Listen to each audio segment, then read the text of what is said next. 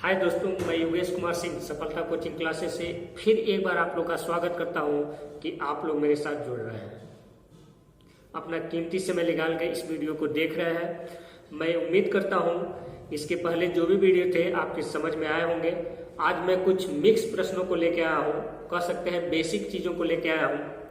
देखेंगे आप, निश्चित है कुछ चीज़ें इसमें ऐसी हैं जो आप नहीं जानते, मैं ऐसा उम्मीद करता हूँ।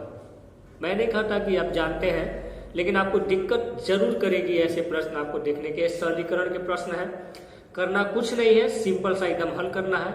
हल भी नहीं करना है, थोड़ा सा आप दिमाग लगा के बहुत आसानी से आप देखेंगे ऐसे प्रश्नों को उत्तर आप दे पाएंगे।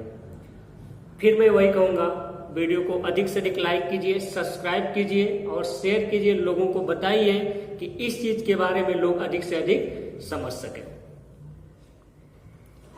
चलिए, बहुत घुमा के नहीं, डायरेक्ट हम लोग टॉपिक पे आते हैं। कुछ प्रश्नों को मैं बोर्ड पे लिखा हूं, ठीक है, इस चीज को आप देखिए। इसमें करना कुछ नहीं, जैसे पहला प्रश्न आपको अगर मिल रहा है करड़ी से, देखिए सिंपल सी बात, हम क्या करते हैं, हम लोग सोचते हैं करड़ी और घात जब भी आता है तो हम डर जाते हैं, अरे ये तो करड़ी आ गया है तो घात आ गया, अब इसको कैसे हल करना है। करना कुछ है, थोड़ा सा दिमाग बस लगाना है। आप देखिए बहुत आसानी से हम लोग क्या कर सकते हैं, हल कर सकते हैं। चलिए देखिए, जैसे मान लेते हैं एक करड़ी बनाया गया है, उसके अंदर 7, फिर उसके अंदर एक करड़ी बनाया गया है, उसके अंदर 7 ऐसे करके इनफाइनाइट तक लिखा गया है। कंपटीशन में ऐसे प्रश्न अक्सर आपको देखने को मिल जाते होंगे। ऐसे करके दिया गया है कि करड़ी बनाया है, उसके अंदर 7 लिखा है, फिर करड़ी बनाया है, उसके अंदर 7, फिर करड़ी 7, फिर करड़ी 7, ऐसे करके आप जितना चाहे उतना इनफाइनाइट मतलब अनंत तक लिख सकते हैं। और आगे लिखा गया है का मान क्या होगा या ज्ञात कीजिए, ठीक है। देखिए ऐसे प्रश्नों में करना कुछ नहीं होता है, सिंपल सा बस यह आप याद मतलब कर सकते हैं कि ये चीज को दिमाग में बैठा सकते हैं और याद रख सकते हैं। कैसे कि आप बस यह सोचिए कि यह ऐसे अगर डायरेक्ट कोई भी चीज दिया गया हो, चाहे इसके अंदर भाज्य हो और चाहे अभाज्य हो, मतलब कटने वाला हो और चाहे न कटने वाला हो किसी अंक से, वह इसका आंसर यही हो जाता है। जैसे अब आप कहेंगे तो कुछ इसमें बता नहीं रहे हैं, अभी प्रश्न में ला रहा हूं बताने वाला, ठीक है। इस चीज को एक टाइप का ये प्रश्न है, पहला टाइप है, इस चीज को आप समझिए कि ऐसे प्रश्न अगर देखने को आपको मिल जाए तो इसका आंसर जो इस करड़ी के अंदर होता है वही आंसर हो जाता है। यानी इसका आंसर क्या होगा, इसका आंसर 7 होगा, ठीक है। वैसा ही सेम टू प्रश्न, यानी करड़ी के अंदर कुछ भी हो, इसके अंदर कहीं भी जोड़ घटाना गुणा भाग कुछ नहीं दिया गया है, तो आंसर क्या होगा। इसके अंदर हम देख रहे हैं 11 है, तो आंसर क्या होगा, 11 होगा। इसका आंसर क्या होगा, 6 होगा, ठीक है। इसमें कुछ एक टाइप का यह प्रश्न है, मैं इसको बता रहा हूं कि पहला टाइप का प्रश्न यह है। कुछ और टाइपों को हम लोग देखेंगे। अब देखिए सिंपल सी बात है, ऐसे प्रश्नों को आप निश्चित ही दिमाग में बना कर रखिएगा, क्योंकि अगर जो भी यूपीपी का आप अगर पेपर उठा के देखेंगे, एक आध प्रश्न ऐसे आपको देखने को मिल जाएगा कि ऐसे प्रश्न भी हमारे सामने देखने को आते हैं। चलिए अगला टाइप का प्रश्न आप देखिए कैसे क्या होता है। चलिए दोस्तों, हम लोग फिर नए टाइप के प्रश्नों को एक बार फिर मैं बता रहा हूं। देखिए इस प्रश्न को जरा सा देखिएगा, यह प्रश्न आपके समझ में आ रहा है। पिछले वाले प्रश्न में क्या था कि इसी प्रश्न में डॉट डॉट डॉट डॉट करके हम बता रहे थे कि इनफाइनाइट तक जा रहा था। समझने वाली बात है, थोड़ा समझिए। आपको लग रहा है कि बहुत आसान है, आसान नहीं है। अगर पहले वाले प्रश्न की हम बात करें तो यहाँ पे डॉट डॉट डॉट डॉट करके इनफाइनाइट तक हम लिख रहे थे और कह रहे थे इसका मान ज्ञात कीजिए, तो आप कह रहे थे 3 हो रहा था, मैं बताया हूं 3 हो रहा था। अब इसी चीज को यहां से मैं क्या करूं, हटा दिया। अब इसका मान बताइए क्या होगा। अगर इसका मान अगर आपके मन में चल रहा है 3 होगा, तो वह आंसर आपका गलत है। निश्चित है, आप कह सकते हैं कि कंपटीशन के क्षेत्र से या ज्वाइनिंग से दूर जा रहे हैं। ऐसा अगर आपके मन में चल रहा है कि इसका आंसर 3 होगा, तो निश्चित रूप से आप गलत जा रहे हैं। चलिए इसको अगर आप बेसिक तरीके से हल करते हैं तो निश्चित रूप से ये बहुत लंबा प्रोसेस होगा। यह क्या होगा मैं बता देता हूं, ऐसे भी लंबा भी, मतलब जैसा आप कहेंगे वैसा मैं कर दूंगा, कोई दिक्कत नहीं है। अगर इसको लंबे तरीके से अगर आप हल करना चाहेंगे तो आपका निश्चित है समय कुछ अधिक लगेगा। शॉर्ट ट्रिक से इसको लगना है तो इसको करड़ी, जो करड़ी लिखा है इसको 2 मानिए। क्या मानेंगे, 2 मानिए। तो 2 मानते हैं, 2 2 4 2 6 2 8, ऐसे कर सकते हैं, लेकिन ऐसे आपको नहीं करना है। करना क्या है, इसका गुणा कीजिए, 2 दूना 4, 4 दूना 8 और 8 दूना 16। सिंपल सा ऐसे करेंगे बहुत आसानी से हो जाएगा। क्या मैं कह रहा हूं, अंदर जो भी अंक लिखा गया है, आंसर की बात मैं कर रहा हूं, आंसर इसका क्या होगा, एक लाइन में 1 सेकंड में आप बता सकते हैं। ठीक है, अंदर क्या लिखा गया है, 3। ठीक है, और मैं कह रहा हूं कर्णी को 2 मानिए, सबका गुणा कीजिए। देखिए 1 2 3 4, 1 2 3 4, 2 दूना 4 दूना 8 दूना 16। इसका क्या हो जाएगा, बटा लिखिएगा, नीचे लिखिएगा 16 और ऊपर लिखिएगा 15। ठीक है, क्या लिखेंगे, नीचे लिखेंगे जो कर्णी है 2 दूना 4 दूना 8 दूना 16, नीचे 16 और 1 कम करके ऊपर आप लिख देंगे 15। तो इसका आंसर हो जाएगा 3 पे घात 15 बटा 16। ये आपको याद रखना होगा कि यह आएगा तो हम ऐसे करेंगे, यह आएगा तो ऐसे करेंगे, नहीं तो दिक्कत हो जाएगी। चलिए, इसको अगर आप बेसिक तरीका मान के, जैसे मान के प्रश्न लगाया जाता है कि मान के कैसे लगाएंगे, तब देख लीजिए थोड़ा सा। देखिए, मान लेते हैं यह किसके क्या है, यक्स के बराबर है। क्या है, यक्स के बराबर है 3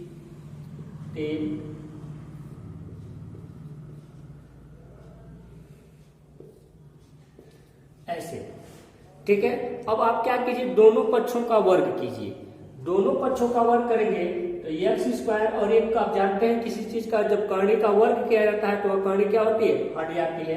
तो ये बराबर हो जाएगा 3 और कर्णी में 3, कर्णी में 3 और फिर कर्णी में यह 3 नहीं होगा। ठीक है, एक और 3। अच्छा चलिए, ठीक है। ठीक है, अब क्या कीजिए, एक बार और आप वर्ग कीजिए। तो 2 का जब गुणा करेंगे, जानते हैं एक्स स्क्वायर का जब फिर एक्स स्क्वायर में करेंगे तो क्या हो जाएगा, एक्स पे 4 हो जाएगा। इधर जब करेंगे तो इसका वर्ग करेंगे तो 3 का स्क्वायर, फिर एक कर्णी हटेगा तो गुणे 3 हो जाएगा, कर्णी में 3 गुण 3 हो जाएगा। ठीक है, फिर आगे बढ़ते हैं तो एक्स पे 8 हो जाएगा, अब प्लस ये हो जाएगा 3 पे 4, 3 पे 2 और गुणे 3 हो जाएगा। ठीक है, फिर एक बार वर्ग, एक कर्णी 3 बच गया है, फिर एक बार करते हैं तो एक्स का पावर क्या हो जाएगा, 16 बराबर 3 पर 8 गुणे 3 पर 4 गुणे 3 स्क्वायर और गुणे 3। आप जानते हैं आधार समान होता है तो घातों को जोड़े लिया जाता है। सबको जोड़िए, 8 4 12, 12 12 2 14, 14 1 15, यानी लिख सकते हैं एक्स पे 16 बराबर एक्स पे 3 पे 15। और यही चीज मैं आपको बता रहा था क्या चीज लिखने के लिए, यह 3 पे घात कितना 15 बटा 16। तो यह जो मान होता है जब इसका आंसर निकालते हैं तो यही 3 पर 15 बटा 16 आ जाता है। यह बेसिक तरीका है निकालने का। इस चीज को आप निकाल भी सकते हैं, लेकिन आप जरा खुद सोचिए, अगर कंपटीशन में आप बैठे इतना लंबा अगर करने लगे तो निश्चित रूप से कहीं ना कहीं फॉल्ट होगा, आप गलत आंसर की तरफ पहुंच जाएंगे। आप निश्चित है कि आपके सिलेक्शन का जो टाइम है या जो भी चीजें हैं आप उनसे दूर होते जाएंगे। तो निश्चित है आप इस चीज को याद रखिए। याद कैसे करना है कि अगर ये इनफाइनाइट में जाता है आंसर अंदर वाला ही हो जाएगा, अगर इनफाइनाइट में नहीं जाता है तो कर्णी को घात के रूप में आप, यानी 2 का स्क्वायर के रूप में आप करके जितना कर्णी रहेगा उतना स्क्वायर करके 1 कम करके ऊपर जितना जितना रहेगा उतना लिख लेंगे। 2 दूना 4 दूना 8 दूना 16 तो 16 15 बटा 16 1 कम करके लिख लीजिए। नहीं तो इस तरीके से आप लगाइए, यह तरीका लगाएंगे निश्चित रूप से आप पहुंच जाएंगे। चलिए कुछ नए प्रश्नों की तरफ फिर हम बढ़ते हैं। देखिए नेक्स्ट प्रश्न क्या है। चलिए अगला प्रश्न आपके सामने कुछ इस प्रकार, देखिए सब चीज एक जैसा ही आपको देखने को मिलेगा, लेकिन हर प्रश्न का कुछ न कुछ मतलब है। अगर ऐसा आप नहीं करेंगे, नहीं सोचेंगे तो आपके लिए निश्चित है आपसे कोई आगे निकल जाएगा, क्योंकि इस दौड़ के क्षेत्र में हर एक आदमी के पीछे लाखों लोग लगे हुए हैं। अगर आप सोच रहे हैं कि नहीं मैं बहुत अधिक पढ़ रहा हूँ, बहुत ऐसा है वैसा, ऐसा कुछ मत सोचिए, क्योंकि जिस दिन आप थोड़ा सा ढीला हुए या थोड़ा सा नरमी बरते, आपको पछाड़ने वाले पीछे लाखों लोग लगे हुए हैं। ठीक है, तो आप सोचते हैं ऐसा ही है ना, हम तो कर जाएंगे। अरे नहीं कर पाएंगे बाबू, बात मानिए। क्यों? क्योंकि कंपटीशन के क्षेत्र में सबसे बड़ी बात मैं बार बार कहता हूं कि टाइम बचाना होता है। आप लॉन्ग प्रोसेस अपनाएंगे निश्चित रूप से पीछे छूट जाएंगे। चलिए इस प्रश्न को देखते हैं, थोड़ा देखिए आपसे हो पाएगा। लिखा गया है कड़ी में 72, धन कड़ी में 72, धन कड़ी में, बहुत लोग ऐसा लगा भी पाएंगे, मैं उम्मीद करता हूँ इस प्रश्नों को। चलिए सिंपल सी बात आप ये देखिएगा, ये इनफाइनाइट तक देखा, पहला प्रश्न इनफाइनाइट देखा गया था, लेकिन उसमें क्या था, यह प्लस का चिन्ह नहीं था। इस प्रश्न में क्या है, दूसरे प्रश्न में देखा गया था इनफाइनाइट नहीं था, अनंत नहीं था, अनंत तक नहीं जा रहा था। इस प्रश्न में फिर क्या हो गया, अनंत तक जा रहा है लेकिन बीच में प्लस का निशान लगा दे रहा है। तो प्लस का निशान लगा रहा है तो सिंपल सा आपको कुछ नहीं करना है, इसका गुणनखंड कीजिए। गुणनखंड मतलब ऐसा पहाड़ा पढ़िए जिसको गुणा करने पे 72 आ जाए, लेकिन गुणा करने पे क्या हो जाए, 72 आ जाए, लेकिन उनका अंतर हमेशा 1 होना चाहिए। जैसे आप कहेंगे सर जी 12 छक 72, या 12 में जब 6 से गुणा करेंगे तो 72 आ जाएगा, गुणनखंड है, कर सकते हैं। लेकिन मैं कह रहा हूं इनका अंतर हमेशा 1 होना चाहिए, है नहीं, ऐसा हमको नहीं लेना। ठीक है, हमको करना क्या है, सिंपल सी बात है, गुणनखंड तो लेना है लेकिन उनका अंतर हमेशा 1 होना चाहिए। तो आप कहेंगे निश्चित रूप से 9/72, यानी 9 का 8 में गुणा कर देंगे तो आंसर आपका आ जाएगा 9/72। जब 9 से 8 में गुणा या 8 से 9 में गुणा करेंगे तो आंसर आपको मिलेगा 72। हम लोग आंसर के करीब है। जैसा मैं कह रहा हूं कि अगर इसमें प्लस वाला निशान है तो इसका आंसर 9 होगा, बड़ा है प्लस, अगर प्लस का निशान रहेगा तो बड़ा वाला लीजिएगा, और अगर माइनस का निशान है तो छोटा वाला लीजिएगा। जैसे इसी के जगह अगर मैं माइनस लगा दूं, जैसे प्लस वाला अगर लगा हुआ आप में तो क्या होगा, इसका आंसर होगा 9। लेकिन इसी प्रश्न में अगर मैं मिटा के सब क्या कर दूं, माइनस कर दूं, तब पर भी गुणनखंड इसका यही होगा। आंसर की बात किया जाए तो आंसर इसका होगा 8। आंसर क्या होगा, 8। जैसे आप बस एक बार और सुनिए, मैं कह रहा हूं कि दोनों का गुणनखंड कीजिएगा। गुणनखंड करने के बाद उनका अंतर हमेशा 1 होना चाहिए, तभी वह आपका सवाल सही होगा।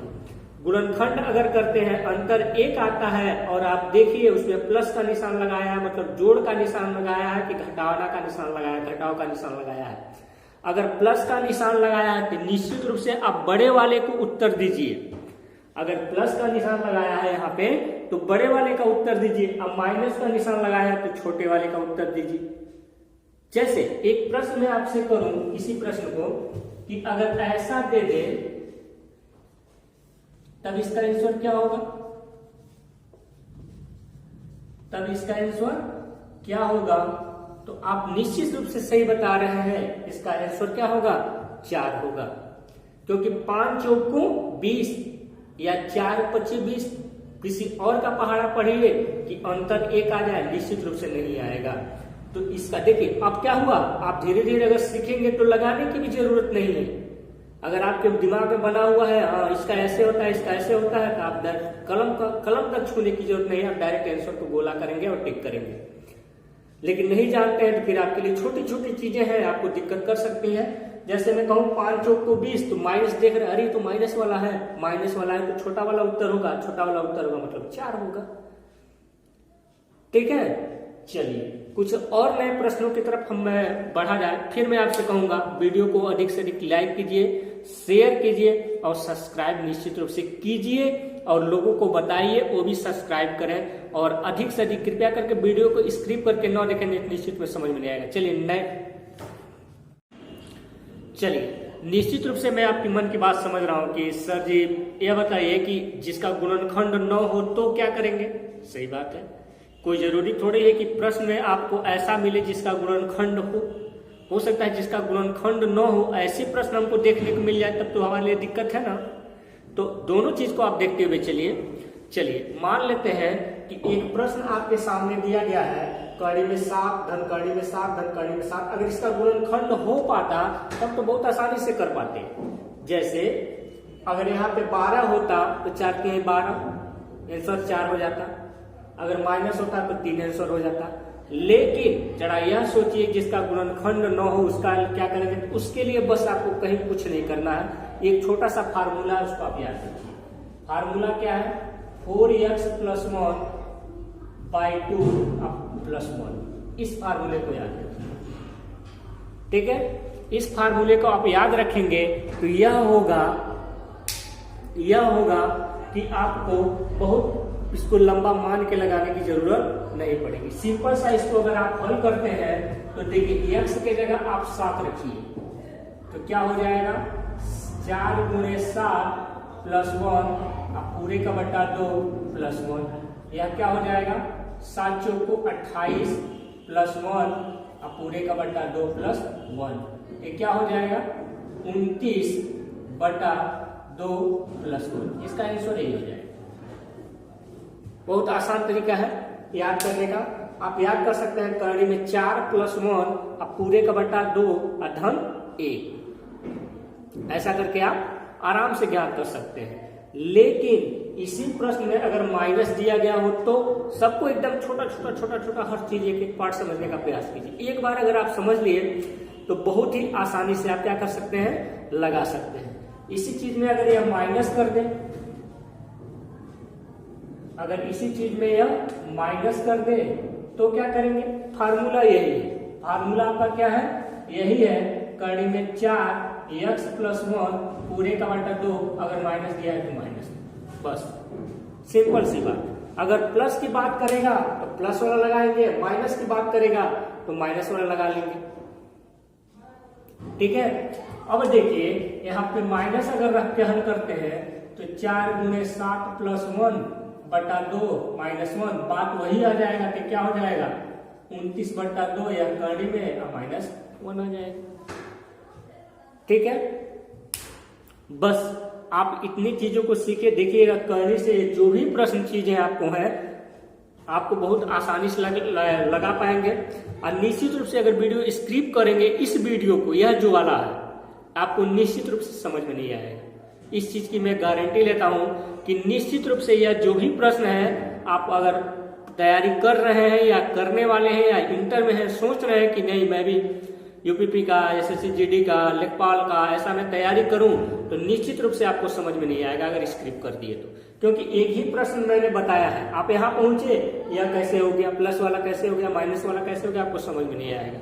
तो कृपया करके वीडियो को पूरा देखिए, अधिक से अधिक लोगों के पास सब्सक्राइब कीजिए, उनसे बताइए कि वो भी लाइक करें, सब्सक्राइब करें कि मेरे द्वारा पर डे बनाए गए वीडियो को वह क्या करें 10 मिनट या 5 मिनट, मैं बहुत से अधिक 15 मिनट का वीडियो बना रहा हूँ जानबूझ के कि आपका अधिक से अधिक समय आप क्या करें, मतलब ये वीडियो मतलब मोबाइल से दूर रहे, कम से कम समय से आपको क्या है अधिक से अधिक लाभ मिल सके। दिन भर आप फेसबुक पे, व्हाट्सएप पे उंगली सिखाते रहते हैं, फायदा होने वाला कुछ नहीं है। थोड़ा सा 10 मिनट अगर समय आप इस पे निकालेंगे तो निश्चित रूप से आपके पूरे लाइफ में एक प्रश्न आप ऐसा सीख पाएंगे जो दूसरे को बता सके, सिखा सके। मैं चाहूंगा वीडियो को लाइक कीजिए, सब्सक्राइब कीजिए, लोगों से बताइए और जी जान के साथ जुड़ जाइए, क्योंकि अभी नहीं तो फिर कभी नहीं। मन में जब तक ठानेंगे नहीं तब तक कुछ होगा नहीं। निश्चित रूप से आप लगिए,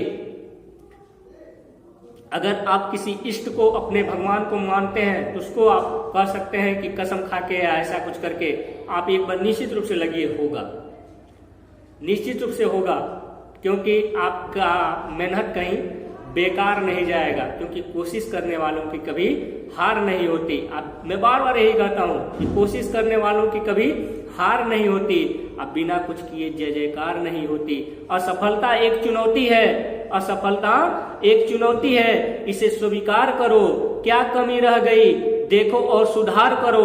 बिना कुछ किए जय जयकार नहीं होती, क्योंकि कोशिश करने वालों की कभी हार नहीं होती। मैं चाहूंगा कि आप एकदम तन मन धन आप पूरे जोश के साथ लगिए, निश्चित रूप से सफलता आपको आपके हाथ में है और आपके साथ रहेगी, हमेशा रहेगी। मैं योगेश कुमार सिंह सफलता कोचिंग क्लासेस से आप लोग को यह 10 मिनट समय निकालने के लिए बहुत बहुत आभार प्रकट करता हूं या व्यक्त करता हूं। Thank you.